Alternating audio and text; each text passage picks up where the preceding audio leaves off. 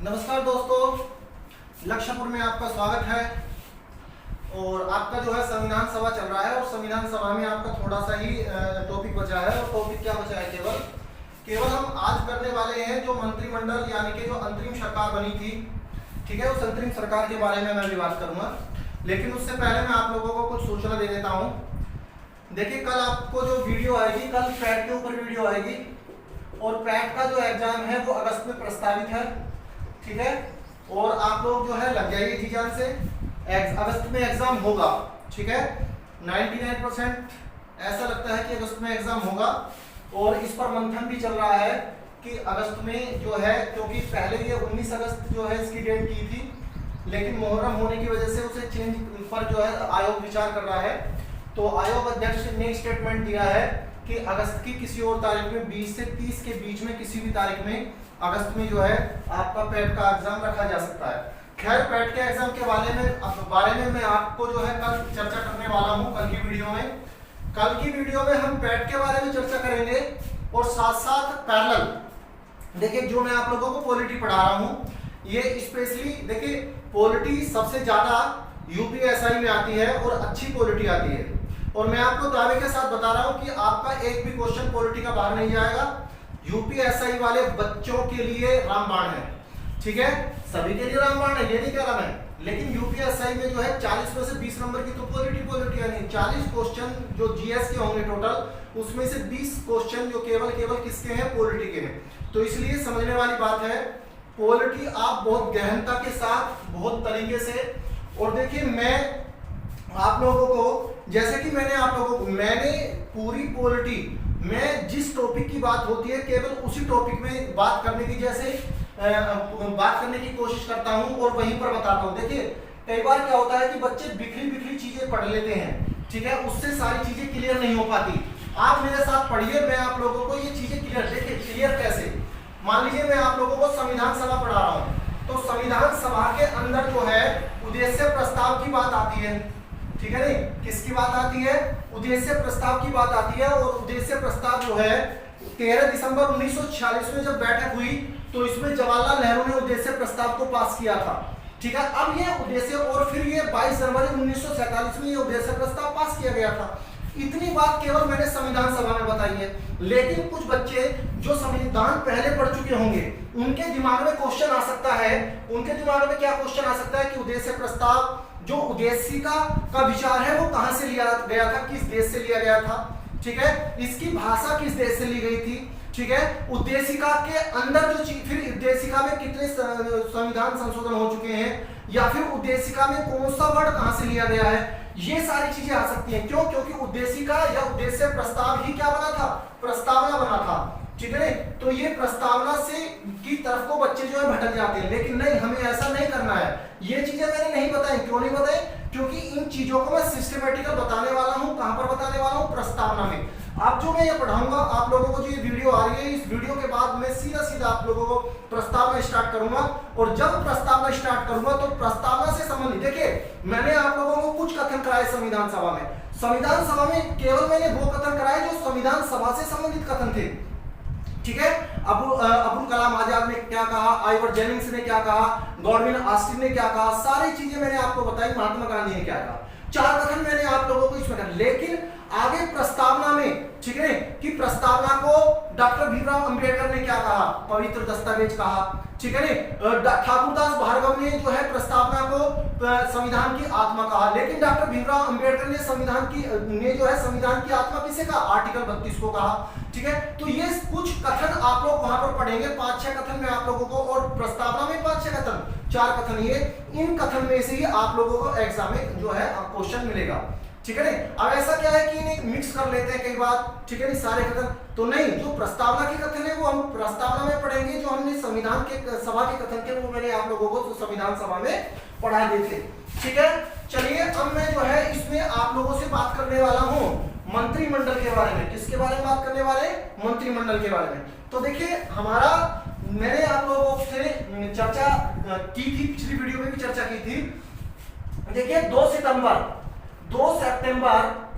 1946 में अंतरिम सरकार का गठन किया गया। किसके आधार पर किया गया? कैबिनेट मिशन योजना के आधार पर ही किया गया। किसके आधार पर किया गया? कैबिनेट मिशन, जो हमारा भारत में कैबिनेट मिशन आया था, और कैबिनेट मिशन में 3 सदस्य थे, तीनों के तीनों सदस्य मैं आप लोगों को बता चुका हूं, ठीक है। सर पैट्रिक लॉरेंस इसके अध्यक्ष थे।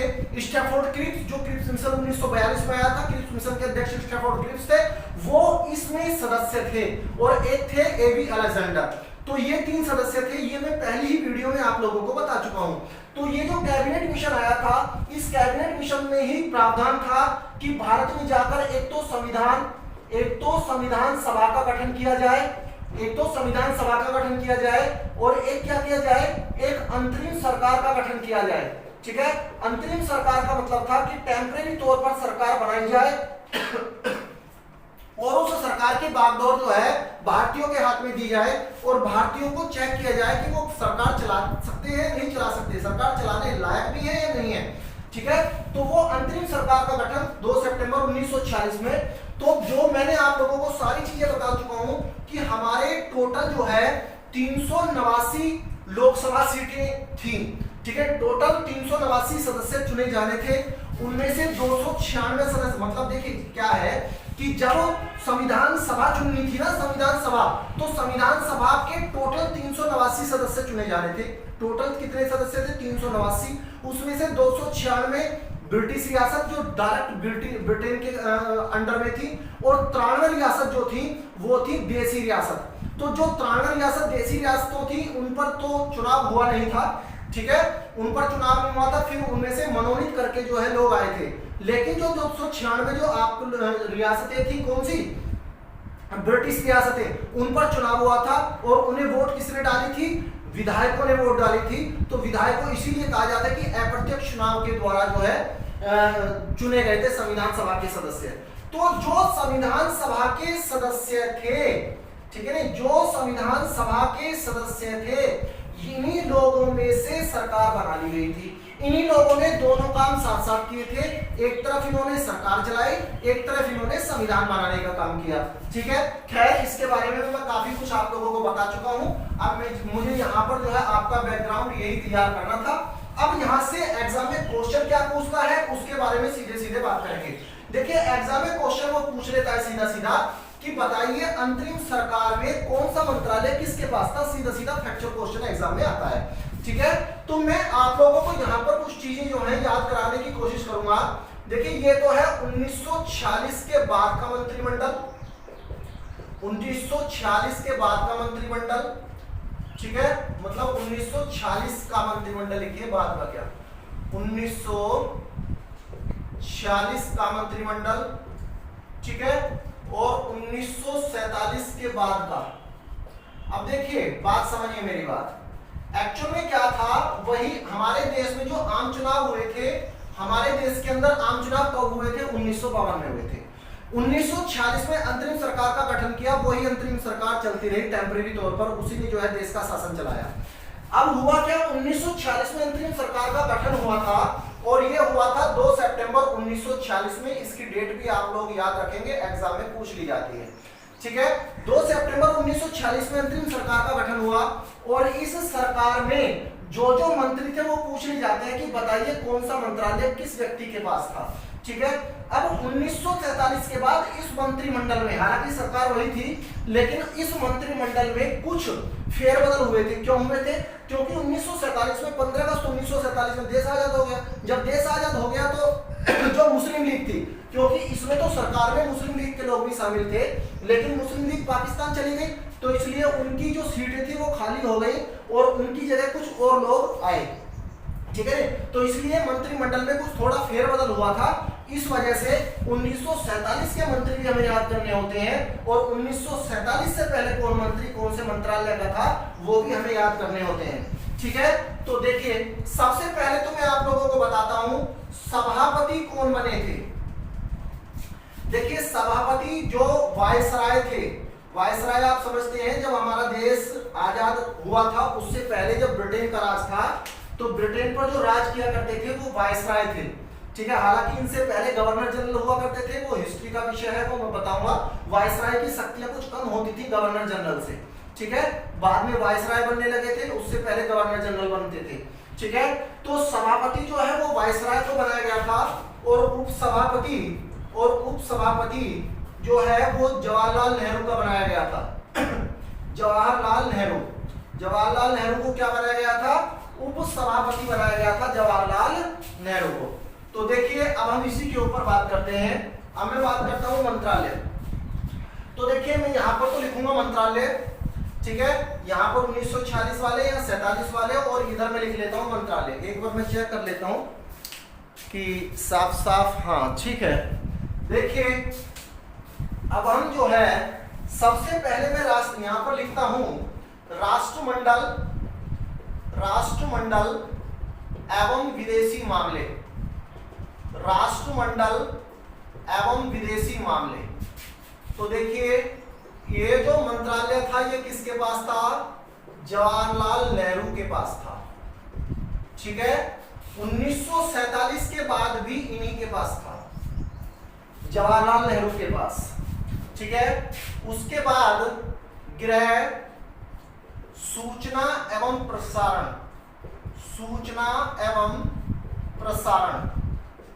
ठीक है। आप जानते हैं सरदार पटेल, ठीक है, कौन? सरदार पटेल, ठीक है। और 1947 के बाद भी यही थे सरदार पटेल। सरदार पटेल जो है वो भारत के पहले, यानी कि देश आजाद होने से जो पहले के गृह मंत्रालय इन्हीं के पास था, सूचना एवं प्रसारण मंत्रालय इन्हीं के पास था, ठीक है। और सरदार पटेल की विश्व की सबसे ऊंची मूर्ति कहाँ है? गुजरात में है। किस नदी के किनारे है ये आप लोग मुझे बताएंगे, ठीक है। राष्ट्रमंडल एवं विदेशी मामले, गृह, सूचना एवं प्रसारण। तीसरा है श्रम मंत्री जगजीवन राम। ये जगजीवन राम कौन है? कांग्रेस में एक लोकसभा अध्यक्ष रही थी मीना कुमार, ठीक है। तो उन मीना कुमार के पिता थे जगजीवन राम, ठीक है, सेम। उसके बाद एक है आप लोगों का रक्षा मंत्री थे सरदार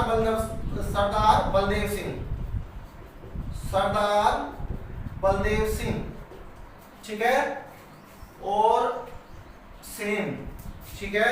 उसके बाद एक मंत्री थे कृषि एवं खाद्य मंत्री, ठीक है। तो देखिए ये जो थे हमारे देश के पहले राष्ट्रपति कौन थे? डॉक्टर राजेंद्र प्रसाद, ठीक है। तो डॉक्टर राजेंद्र प्रसाद पर यह मंत्रालय था कृषि एवं खाद्य का, ठीक है। और ये भी सेम। तो देखिए ये मैंने आप लोगों को 5 मंत्रालय लिखाए हैं, राष्ट्रमंडल एवं विदेशी मामले, गृह, सूचना एवं प्रसारण, श्रम, रक्षा, कृषि एवं खाद्य, ठीक है। ये 5 मंत्रालय जो थे इनमें कोई भी फेरबदल नहीं हुआ था। ये आप लोगों को 5 मंत्रालय याद करने हैं कि इनमें कोई भी फेरबदल नहीं हुआ था। अब जो है 5-6 मंत्रालय वो हैं जिनमें फेरबदल हुआ था, जिनमें मुस्लिम लीग के लोग थे और वो चले गए थे, उनकी जगह फिर दूसरे लोग जो है वो मंत्री बने थे, ठीक है। चलिए अब अगला मंत्रालय है वित्त मंत्रालय, यानी कि वित्त विभाग जो था, वित्त मंत्रालय ये किसके पास था? तो 1946 में ये लियाकत अली खान के पास था, और लियाकत अली खान मुस्लिम लीग से थे, फिर ये चले गए पाकिस्तान। तो उनके बाद लियाकत अली खान के बाद बनाया गया R.K. षणमुखम चेट्टी, ठीक है, R.K. षणमुखम चेट्टी, ठीक है। उसके बाद शिक्षा का जो विभाग था ये था सी राजगोपालाचारी,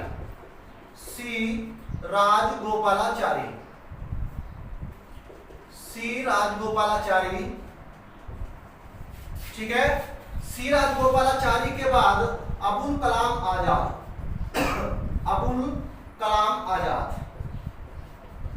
थोड़ा फेरबदल हुआ था मंत्रालय में, ठीक है, अबुल कलाम आजाद। वित्त शिक्षा के बाद हम लिखेंगे उद्योग।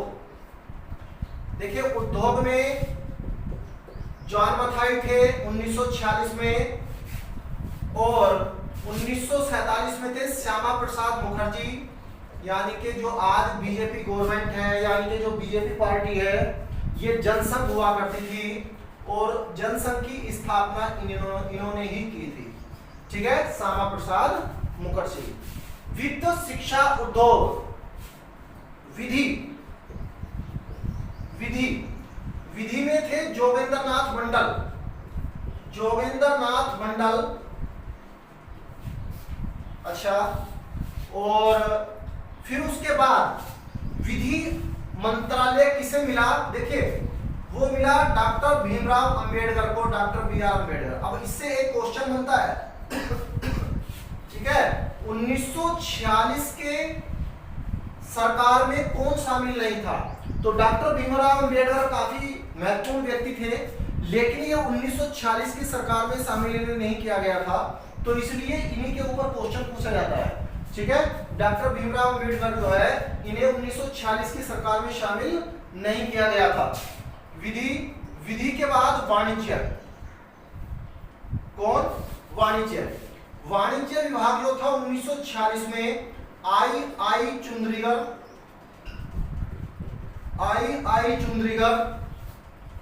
और 1947 में C.H. भाभा।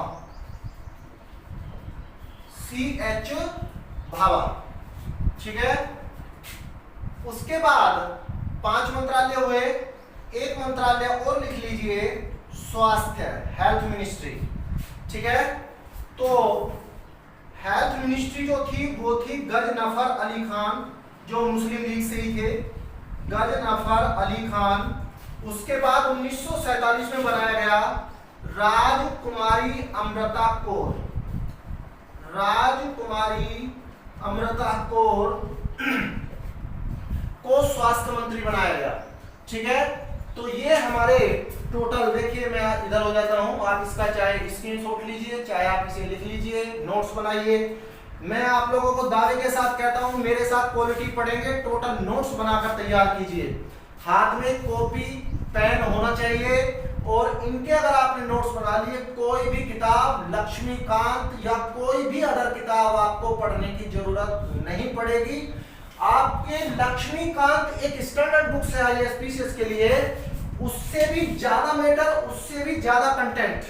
ठीक है, कुछ क्वेश्चंस ऐसे हैं जो लक्ष्मीकांत में भी आपको नहीं मिलेंगे, वो क्वेश्चंस भी मैं आप लोगों को जो है आप लोगों के सामने डिस्कस करूंगा। ठीक है, जो लक्ष्मीकांत में भी नहीं मिलेगा वो भी मैं आप लोगों के सामने डिस्कस करूंगा, ये आप लोग समझ लें। ठीक है, कुछ चीजें और मैं आप लोगों को बताता रहूंगा कि ये चीज लक्ष्मी टाइम पर कि ये लक्ष्मीकांत में इस तरीके से लिखी हुई है, गलत नहीं लिखा हुआ कुछ भी, लेकिन उतना डिस्क्राइब करके नहीं है जितना डिस्क्राइब करके मैं आप लोगों को बताने वाला हूँ। ठीक है, और वो ऐसे नहीं बताने वाला, केवल और केवल एग्जाम ओरिएंटेड। हमें पढ़ाई करनी है एग्जाम ओरिएंटेड। तो देखिए, टोटल फैक्चुअल इंफॉर्मेशन थी। और बच्चों, मैं आप लोगों को एक बात और बता दूं, जो केवल और केवल इसी वीडियो को देख रहा होगा और मेरी आगे पीछे की कोई वीडियो नहीं देखी होगी, तो उस बच्चे के दिमाग में आ सकता है कि सर ने तो फैक्चुअल इंफॉर्मेशन बता दी। तो इसमें कुछ बताने का कॉन्सेप्चुअल इसलिए नहीं था क्योंकि मैं पीछे की जो संविधान सभा की वीडियो आप उन्हें जाकर देखिए पहले। ठीक है, मैं 3 वीडियो संविधान सभा की डाल चुका हूं, एक आधा घंटा की है, एक जो है 45-46 मिनट की है, एक को फिर 15 मिनट की है, और फिर ये चौथी वीडियो है। तब आप लोगों को चीजें समझ में आएंगी क्योंकि मैं उसमें सारा कॉन्सेप्ट बता चुका हूं। ठीक है, तो कुछ बच्चे जो डायरेक्ट इसी वीडियो को देखेंगे वो सोचेंगे कि केवल फैक्ट बता रहे हैं, और केवल फैक्ट बताने से क्या होता है। ठीक है, तो यहाँ पर कुछ बताने का ऐसा कुछ था नहीं। ठीक है, किस तरीके से चुनाव हुए थे, कब चुनाव हुए थे, कितनी बैठकें हुई थी, सारी चीजें मैं आप लोगों को एक एक चीज क्लियर कर चुका हूं, बहुत अच्छे तरीके से क्लियर कर चुका हूं। तो आप पिछली वीडियो पर जाएं और पिछली वीडियो को देखें, उसके बाद आप निर्णय लें। ठीक है, अब फिर इसके आगे कॉन्सेप्चुअल ही चलेगा, क्योंकि अब जो अगली वीडियो आने वाली है वो आएगी प्रस्तावना की, आएगी किसकी आएगी? प्रस्तावना की। ठीक है, जो आपका उद्देश्य प्रस्तावना था वही प्रस्तावना था। जो हमारा संविधान है उस संविधान का जो पहला पेज है वो प्रस्तावना है, यानी कि संविधान के बारे में संक्षेप में लिखा गया है प्रस्तावना में। उसके बारे में मैं आप लोगों को सारा समझाऊंगा कि प्रस्तावना से संबंधित कौन कौन से केस हैं, 3 वो कौन से केस हैं जिसमें प्रस्तावना के बारे में जो है सुप्रीम कोर्ट ने व्याख्या की है अपनी, कितनी बार प्रस्तावना में जो है संशोधन हुआ है, प्रस्तावना में संशोधन हो भी सकता है या नहीं हो सकता है, सुप्रीम कोर्ट ने समय समय पर प्रस्तावना के बारे में क्या कहा है, प्रस्तावना में कौन सा वर्ड कहां से आया है, किस देश से आया है, भाषा कहां से आई है, और प्रस्तावना के अंदर हम भारत के लोग भारत को संपूर्ण प्रभुत्व संपन्न समाजवादी पंथ निरपेक्ष लोकतंत्रात्मक गणराज्य बनाने के लिए तथा उसके समस्त नागरिकों को सामाजिक आर्थिक राजनीतिक न्याय, तो ये न्याय कितने प्रकार के होते हैं पूछा जाता है एग्जाम में कि प्रस्तावना में कितने प्रकार के न्याय की बात की गई है, ठीक है। प्रस्तावना में कितने प्रकार की स्वतंत्रता की बात की गई है, विचार अभिव्यक्ति विश्वास धर्म और उपासना 5 प्रकार की स्वतंत्रता की बात की गई है, प्रतिष्ठा और अवसर की समता 2 प्रकार की समानता की बात की गई है, ठीक है, तथा उन समय व्यक्ति की गरिमा और राष्ट्र की एकता और अखंडता को सुनिश्चित करने वाली तथा उन समय व्यक्ति की गरिमा और राष्ट्र की एकता और अखंडता को सुनिश्चित करने वाली बंधुता बढ़ाने के लिए दृढ़ संकल्पित होकर अपनी संविधान सभा में 26 नवंबर